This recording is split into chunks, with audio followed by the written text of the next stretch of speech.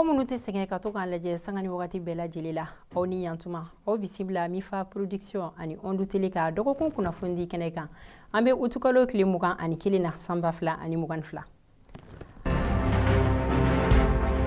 an ka kunnafoni kun fɔlɔ an bɛ o daminɛ diɲɛ seleke naani tɔnba n'an b'a fɔ ma ko Nations Unies utukalo tile 15 san 2022 an ka jamana kɔkan ko ministre Ablaye Diop ale ye jalakili sɛbɛn don Faransi kama Nations Unies fanfɛla la ko sababuya kɛ k'olu de ye mɔgɔ ye minnu bɛ ka banbagaciw ka olu dɛmɛ ko k'an ka jamana tenitigilakaw ka olu kɛlɛ wa fana ko dalu jɔnjɔn bɛ u bolo min bɛ se ka nin kuma in ko k'a sɛbɛntiya ko sabula bingali wale min kɛra k'an ka jamana tenitigilakaw sɛgɛrɛ ni o kɛra Tesit mara la ko Faransi de ye dɛmɛ don bingalikɛla ninnu fan fɛ ni ka kunnafoni di u ma ani fana ko ka tila ka maramafɛnw ta k'o di ni o bɛ kuma marifa ani marifakisɛ k'o ta k'o di o tɛmɛnen kɔfɛ fana ko Faransi fana k'a ka pankuru k'o bɛ to ka yala Mali kɔnɔ ko ka sɔrɔ yamaruya jɔnjɔn sɛbɛn tɛ u bolo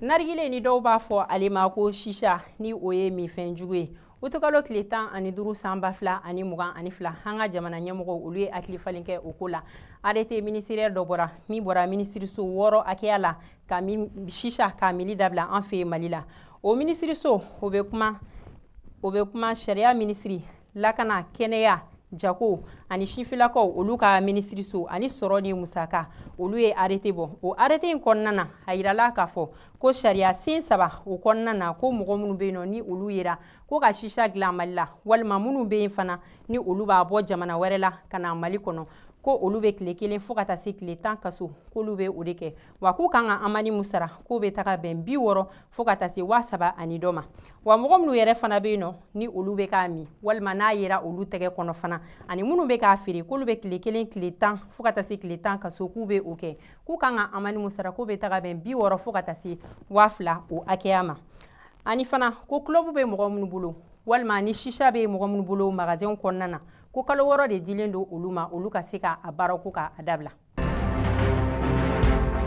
Janginɛbugu ale ni Farada a bɛ san caman bɔ olu ka pont yɔrɔ la o kun tiɲɛnen don min yɛrɛ kun bɛ ka kɛ sababu ye mɔgɔ kun tɛ se ka tɛmɛ ka ɲɛ nɔgɔya la o senfɛ o sifilakaw olu kun farala ɲɔgɔn kan ka taa se an ka jamana ministiriso dɔw ma ka dɛmɛ don u ye nka u ma se ka ɲɛ sɔrɔ o kɔnɔna na u taara se opérateur économique ba dɔ ma ni a bɛ fɔ o ma ko Madu Jara ko ka se ka dɛmɛ don u ye ale m'a kun bɔ a kɔrɔ juin kalo tile 11 san 2022 o y'a baara kun fɔlɔ ka o daminɛ k'a ye musaka minnu don a ko la k'o tagara bɛn sefa wari miliyɔn 23 hakɛya la a baara ninnu o inauguration o yɛrɛ kɛra utukalo tile 13 la san 2022 Cherno Umar As Diallo ni ale kun ye an ka jamana diinɛ ministri kɔrɔ ye Ibrahim Boubacar Keita o ka fanga wagati la jalakili sɛbɛn kun donna ale kama ale kun bɛ kaso la kabini décembre kalo tile 31 san 2021 bibi na k'a bilala liberté provisoire la ni o kɛra kabini utukalo tile 17 ko sababuya kɛ ko a fari man di a la a bilala liberté provisoire la ko ɲɔni a ka kiri yɛrɛ tigɛdon cɛ utukalo tile 14 san 2022 Gawo marala ye sifilakaw o ni société civile olu mɔgɔw caman u bɔra iko kɔnɔkulu ka yala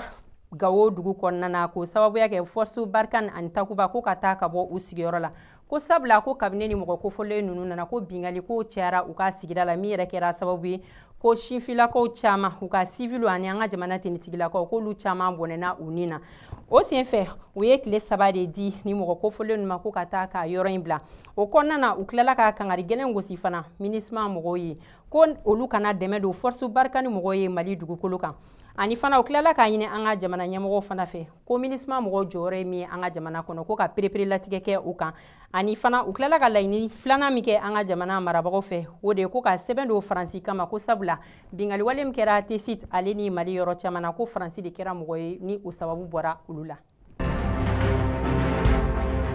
Farafina tɔn ɲɛmɔgɔba n'an b'a fɔ o ma ko l'Union africaine ale ɲɛmɔgɔ ni o ye Macky Sall utukalo tile 15 san 2022 ale nana Mali la ani an ka jamana marabagaw ani u kumana bakuruba la u ka kuma kun bɛ fɛn min kan o de ye Mali ale ni Senegal olu ka jɛ o bɛ se ka sinsin cogoya min na ani fana Ivoirien ka mɔgɔ 49 minnu nana an fɛ Mali la kabini juillet kalo tile 10 san 2022 u da sera o ma tilala ka foliba lase fana an ka camancɛ fanga mɔgɔw olu ka baaraw tagaboloya la Banamba ale ni kurukuru ni ɲɔgɔn cɛ min ye bingalikɛlaw ye olu tagara sira da mɔgɔ ɲɛ ni o kɛra utukalo tile 14 san 2022 u ye mɔgɔw bololafɛn caman ka o minɛ u la ani fana ko wari fana ko o minɛna ko min bɛ taga bɛn sefa wari miliyɔn 10 hakɛya la. Hali bi bingalikɛlaw u tagara sira da mɔgɔ ɲɛ Buguni sira fana na k'u ka mɔgɔw bololaminɛw caman ko ka o minɛ min bɛ kuma telefoniw ni fɛn wɛrɛw fana kan.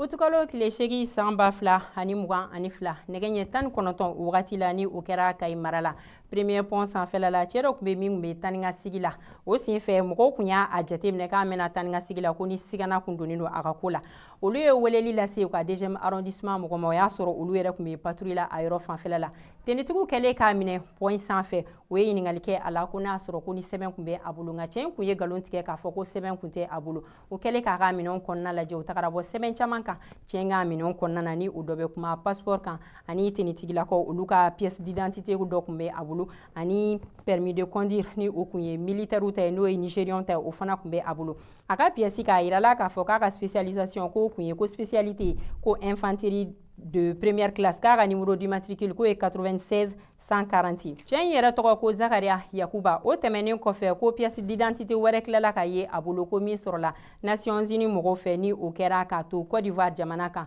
o fana numéro d'immatricule ko de ye 26 322 ko o kun bɛ a bolo ani olu tɛmɛnen kɔfɛ u ye téléphone ani nafolo dɔ k'o ye a ka minɛnw kɔnɔ.